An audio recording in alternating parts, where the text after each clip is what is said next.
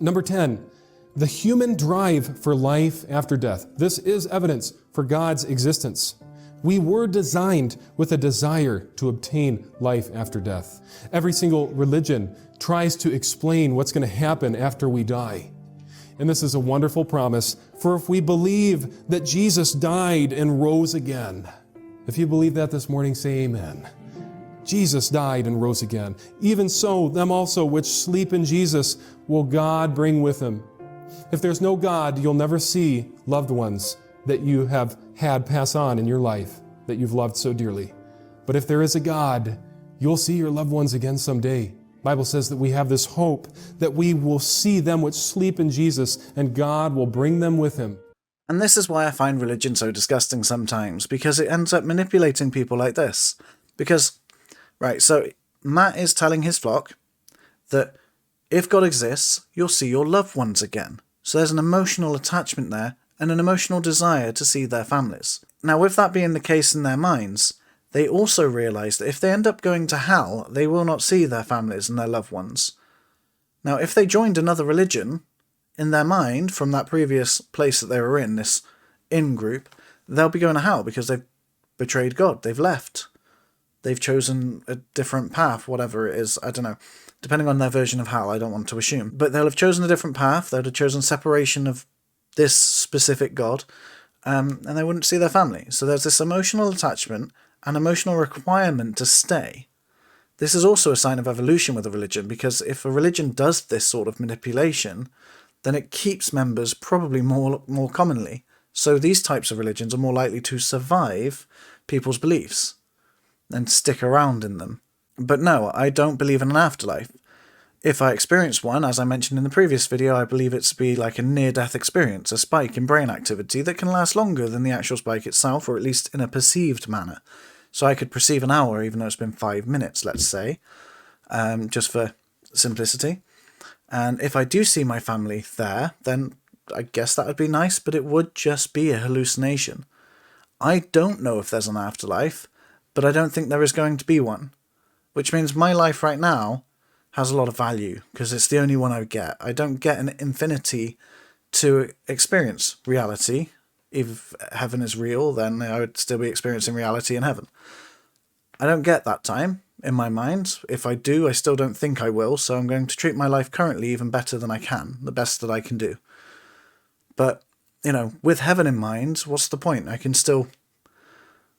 I'll have infinite life in heaven. I have a finite amount of time on earth, but ultimately my existence will be forever. Existence becomes meaningless. It's not even a part of the equation anymore. Now, I will admit, I was born in a family who had religious beliefs, like they believed in God, but they never took me to church, or they never told me about God. We didn't have a Bible lying around, as far as I knew, at least anyway. So I grew up fairly free from religion. It was around me, I was aware of it. I wasn't forced into anything. I'm pretty happy about that, thankfully. Because as a child, I didn't have any innate feeling towards a God. I thought it was just like Santa Claus. Even when I saw it around me, and I don't say that just as some hand-wavery, I genuinely mean that. I saw Santa Claus, I saw it was fake eventually, and when I saw God, I thought that was just the older version. Genuinely, that's how I saw it.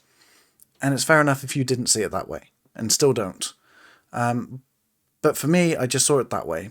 However, what Matt's on about now, the innate feeling for an afterlife, or whatever, I did have that as a child. But ironically, that feeling was like, if I die, I will then get all knowledge, essentially. All my questions will be answered. That's it. It was no eternal praise, no eternal pleasure or experience, or a life that lasted forever afterwards. I didn't even believe that. But I did hope for all knowledge, and that was kind of my innate feeling for an afterlife. I just wished that, essentially it was a wish. That's exactly what it was. Just a wish that my answers will be given to me once I die, that all my questions, I'm here now to figure it out for fun, but once I die, that they'll be answered. That was my only thing for an afterlife that I hoped, and I'll say I was about 10. Maybe teenage years, I also thought the same, maybe. So, I'm just trying to reason, create that common ground between me and Matt Powell. But no, I don't think that that's the case at all anymore. But yes, I do understand the point of a human drive towards an afterlife, but I don't think there is one. And now we're at the end. Surprisingly, there's no proofs of God. I mean, all of these things could have been explained with something else, but he's chosen God as his answer. So that's all it is, really. It's presuppositionalist. And honestly, I was expecting more from Matt Powell, the one and only Matt Powell. Proofs of God, I was expecting something decent. He did say it would only be quick, but, he had 10 points to make and missed the mark on each one of them. You'd think at least one of them would have been good. Maybe he was saving the best till last. Maybe he'd use the one at the beginning for shock value. But no. Anyway, I hope you enjoyed this video. Thank you for watching, and I'll see you in the next one. If you find any videos like this online, then I'm very interested in finding proof of God and other statements of theism, maybe even different versions of it. Maybe there's a person who does believe that the universe is God. I'd like to see a video like that. So let me know what you thought. Thank you for watching, and I'll probably still be doing a mixture of both of these in the future, so we'll see how it goes. Thank you for watching. I'll see you around.